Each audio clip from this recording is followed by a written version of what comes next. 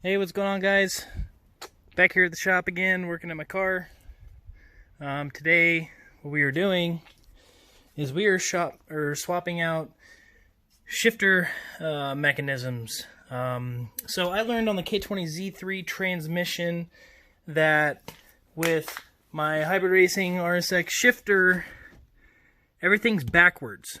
Apparently, the K20Z3 transmission shift mechanism is completely backwards from the RSX. So basically what all I did, and to make it work, is I went out, I got me a K20A2, this out of RSX Type S, shift selector. So what I'm going to end up doing is I'm going to pull mine out here, and I do have the upgraded shift selector spring in here, so I'm going to be dissecting this, taking the spring off of this, putting it on that one, and then trying to put that one in here. I do know that it may or may not bolt up 100%. From what I've read on the forums and stuff, I think only like 3 out of the 4 bolts will work, which I'm okay with that. I think that'll be perfectly fine. I'll just use some extra sealant. And if I feel like it maybe, for extra reassurance, I'll go ahead and try to tap it just a little bit. Anyways, so I'm going to go ahead and pull this out. I already pulled the 4 bolts out. So that's pretty much it. After you pour these 4 bolts out, there is a nut right here that you have to get a pretty dang big Allen wrench on. This is it. I don't know what size it is, but you gotta use this Allen wrench and bust it loose. So I'm going to go ahead and... God dang, this thing's tight. Okay, I'm gonna go ahead and bust this loose, and then let's see here. There we go. Just had to give it a little ooga-oogas. So anyways, once you pull this little nut out, this nut acts like a locking mechanism. And then you're good to pull out the shifter assembly. So you should just kind of...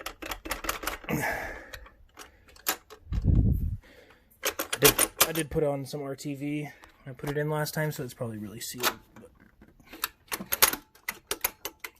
But... that RTV is pretty strong, huh? Alright, let me go ahead and pull this out real quick and I'll show you guys.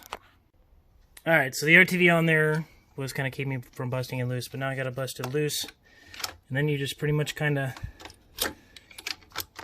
pull the selector out. It comes out like that. And that's what you're left with. So, now, I'm going to go ahead and, like I said, dang, I need to clean up my mess. So, anyways, in order to remove the spring out of here, this is a shift selector spring. A lot of people upgrade these.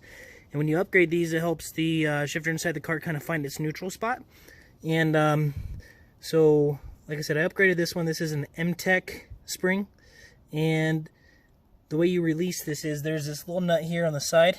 You break that nut loose, pull the bolt out, and then basically you just slide this off the end of the rod. Take your spring out, put your new spring in, slide it back on the rod, tighten your nut down, and that's pretty much it. So I'm going to go ahead and do that. I guess you can kind of see if we could take a look here and kind of see any differences. Tell you the shift weight right now is a lot bigger, but as far as the bolt pattern,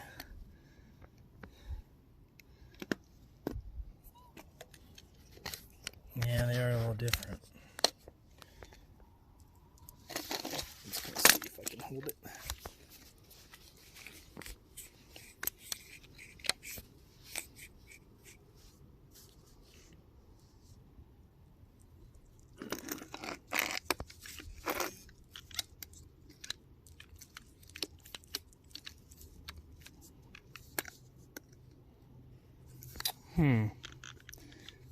Oh yeah. Oops. I can definitely tell that this bolt right here is in a different position, so you know what? I'm just gonna, just for the heck of it, I'm gonna slide it in here.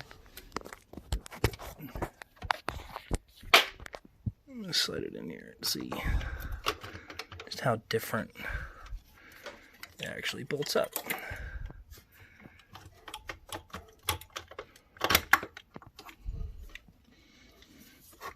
Yeah.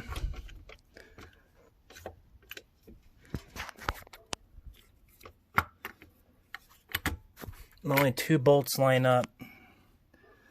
So I can tell you right now, I'm going to have to drill and tap here, because only these front 2 bolts line up, and that's it. And the shifter weight's pretty big, so I think what I'm going to do is actually I'm going to end up cutting the shifter weight off. But geez, yeah, I'm going to go ahead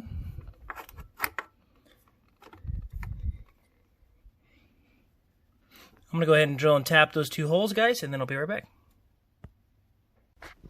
Alright guys, so I searched through my tools and stuff. I don't have the M8 by 1.25 tap that I was going to use to tap it.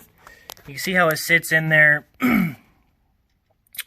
That once you sit it flush, I'm going to have to as well get a different cable mount, which that's not too bad. I got a buddy, Josh.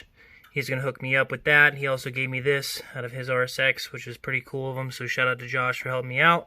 Anyways, so these 2 bolts mount up perfectly fine. So I'm going to go ahead and put bolts in here. And then this here, I'm not sure if I want to drill that out yet or try to tap it. I do have, on this one, if you can see, it is raised up, so I can at least tap halfway in. I was thinking about tapping halfway in, and there's like another 1/2 inch that goes inside the bell housing. So, yeah, if I actually pull this out, I have plenty of room to tap it. Because if you see, it actually goes down in the bell housing quite a bit. So, right there, you can see where it kind of continues to go down. So, I can tap into that at least 1 inch, 1/2 inch, you know, because these here are only about 1/2 inch, I'd say. So if I just tapped in right there 1/2 inch, I think that'll be fine. And then on this one, yeah, it looks like I got some room on that one too. So I might just drill and tap that one too. Screw it. I might as well. You know, if I'm gonna go do everything right, I might as well just do the 4 bolt mounts, drill it, tap it, make it right. And then I'll go to Ace and just probably get like a custom length bolt to fit right. And that way I don't have it like sticking out or have it be too short. And yeah, so we're gonna have to put that on hold. I don't have the tap, and it is Merry Christmas, or it is Christmas, so Merry Christmas to everybody. Unfortunately, you know, nobody's open, so I can't go buy that tool today, but no big deal. I kind of want to work on my battery mount anyways, see how I'm gonna mount this up in my fender well. Might have to make like a special plate or something. Show you real quick. I might have to make a special plate or something to make it fit. Alright. Excuse my harness. Just to make it fit flush. This side is not going to be a problem. I wanted to sit down a little bit so I have room for my terminals and stuff on the top. But it kind of looks as if it won't sit 100% flush because of that right there. So unless I drill 2 holes kind of like right there in the center, mounted it to my frame, which might work, and then just drilled the 3 holes on the side. You know, I have 3 on that side and then 2 on this side. I think that might work and just be just fine. But I don't know yet. I'm going to kind of mess around with it, and then I'll kind of update you guys on what I'm doing. Also, I don't know if you've noticed, but I got a new spark plug cover that I stole from a TSX at the junkyard, which I think looks a lot better. I don't know. So, anyways, that's going to be put on hold for now, and then I'm just going to kind of move on to something else, try to get as much done as I can today, because it is Christmas, tomorrow's Thursday, and I got to get back to work. So, by the way, guys, this is my brother's new car, and he let me drive in it today. He's let me drive it today. He's out of town. I'm watching his dogs. But this is a 2008 Honda Civic Si. It is Fiji blue. And it's got the K20Z3 tranny and engine in it from the factory. So it's pretty sweet. It's already lowered. It's got some Tenzo R wheels on it. Definitely my favorite color. It's got a skunk 2 or some sort of an exhaust on it. Not too sure what brand it is. But anyways, back to the Integra. Yeah, so I'm gonna go ahead and stop the video here. I'll kind of pick up and show you guys what I'm gonna do for this battery mount and try to get this thing to work today. So stay tuned. Alright, so I got my threaded inserts in. You can see I got one there, there, and there, and then over here. What I'm going to do on this last one, since I can get my finger all the way back in there, I'm just going to put a bolt there. And then I did another one up here. So I have another threaded insert there. And then, so when you put your battery up there, I kind of had to offset this one a little bit. So that one's a little bit ghetto, but it'll work just fine. So once you kind of put it up there, oops, come on now, bam. You can see, I got those to line up there, that to line up there, and then those guys to line up there. So I might make a little spacer to kind of do for the top one, just kind of fit behind it. So as you can see, it kind of got a little gap, but like I said, I can make a little spacer to kind of make that fit. So yeah, that's going to be it. So I'll go ahead, I will put my bolt in.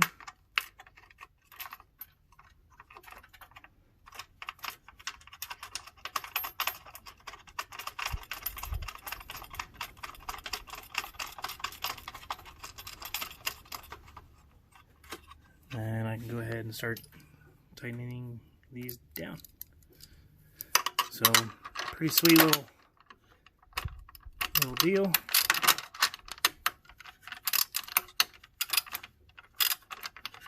I'll go ahead and tighten all these bolts down and I'll show you guys what it looks like all held up by itself. Alright guys, got the battery all mounted up. That's what she looks like. Didn't come out too bad. Besides that one top bolt, but you know what, it's freaking solid. I mean it's not going nowhere. And that is on there, so I'm pretty happy with how it came out, you know. I got plenty of clearance for my terminals. Slide my terminals on and everything, so that'll be cool. Yeah. So now I'm gonna have to go ahead and wire up all my stuff for my starter cables, fuel pump wire. I gotta reroute that back to the firewall. And I think I'm just gonna bring it in from right here, run it up, over, and down to my positive terminal, which is right here. So I'll get that done, and then I'll run my alternator, run my starter wire, which I kind of have just ghetto rigged right now, to my old terminal, this one. And yeah, so I'll have to make a new longer battery cable to go from my fuse box down to my battery. And I'll hook up my alternator, my Rywire alternator cable up to this, and I think we'll be all right. I think everything will be good. And yeah, can't wait to see how it comes out. So the way I ran my starter cable, obviously it's hooked up to the starter right there, and then it comes up, and I kind of have a zip tied to like my radiator fan and my headlight harness. So it just kind of comes up to there, and then I pull this little grommet out of the body and drilled a hole in it. That way this wire for my starter can slide through. And there's actually a hole that was already in the frame there. And then I can actually, I can move this out of the way so you can see a little bit better. Try to focus here. And then I can pass it out through the other side like that. Let me see if I can show you. Yep, just like that. So I passed it through the other side. I got another one of those body grommets, drilled another hole in it. And I'll just kind of kind of just slide it through.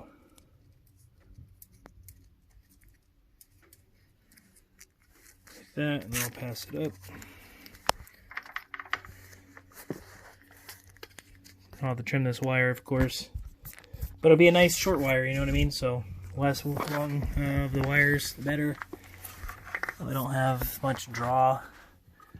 But then, yeah, I'll just kind of push this up. And this should fit in that hole. It's kind of hard to do with one hand.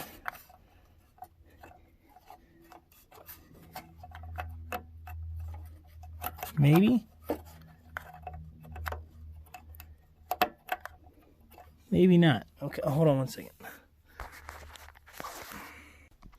Alright guys, so it's a couple hours later. I got the battery all mounted up.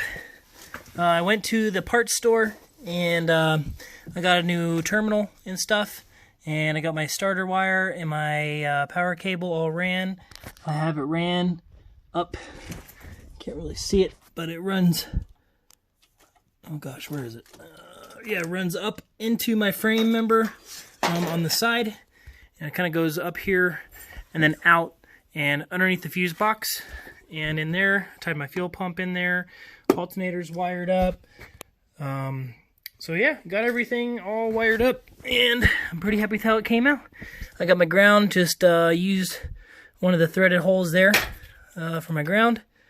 Sanded it down nice and neat, so it makes a good connection. And yeah, got my terminals all nice and tight. And I mean, this thing ain't going nowhere. So pretty happy with how it came out, you know. It's not the prettiest job in the world, but no one ever said I was a professional. So anyways, battery's all mounted up, and I put my tire on there, and I have like at least 4 inches, 5 inches away from my tire, so got plenty of room. If I do run like a slick or something in the future, I'll probably just have to trim this, just cut this out and down, and that'll free up some room as well. But yeah, guys, I also got my, went to the hardware store and got these so I can bolt down my oil catch can. So that's all bolted in place. And yeah, I'm pretty happy with how it came out. I mean, like I said, you know, nobody ever said I was a professional or anything. I'm just kind of winging it and learning as I go. And here, we'll go inside the car real quick. Got Norman chilling. He's a race car dog. Got my Honda right there. That white cord goes to my, gosh dang it, my air to fuel ratio gauge, so I tied it in there to my ECU. This black wire here will be for my vehicle speed sensor, and then I'm going to wire in another one for my ethanol and another one for my boost control solenoid, because when I first wired up my AM True Boost, I was going to use the True Boost control as the controller, but did some further research, and it turns out that I can just wire a power source to the solenoid and wire the negative into the ECU and use the, what is it, the not the EGR, the evap purge solenoid pin on the ECU. I can wire in the negative into that, and then the ECU will use that as a boost control solenoid, which I can do through my Honda, and it'll actually kick the solenoid on or off. And then that way I can do all my tuning for my boost control and everything all through my laptop on my Honda, so that's pretty cool. So I'll go ahead and I'll probably do all that stuff tomorrow because I'm running out of daylight now. Even though I am in a shop, it's still getting pretty cold. But here, I'll show you guys. You can take the keys. Everything kicks on. Got full power. ECU connected. So everything's working good, guys. So yeah, that's probably gonna do it for today. Got my battery installed and stuff, so I'm pretty happy with that. Yeah, so we got my battery installed, relocated, all the fun stuff, and I appreciate y'all watching. I'm pretty exhausted today, so I'm probably going to go ahead and get ready to get out of here, go home, and hit the sack. So I've been kind of sick, had a mild cold for the past 3 days, not feeling too good, so go home, get a good night's sleep, come back tomorrow, finish wiring in my boost control solenoid, all that kind of fun stuff, and finish it all up. So appreciate y'all watching. Drop a like, subscribe, comment if you have any questions, or if you have any advice, anything that I could be doing wrong. So, you know, I'm always open and willing to take advice any which way I can. So I appreciate y'all watching, and we'll freaking see you later.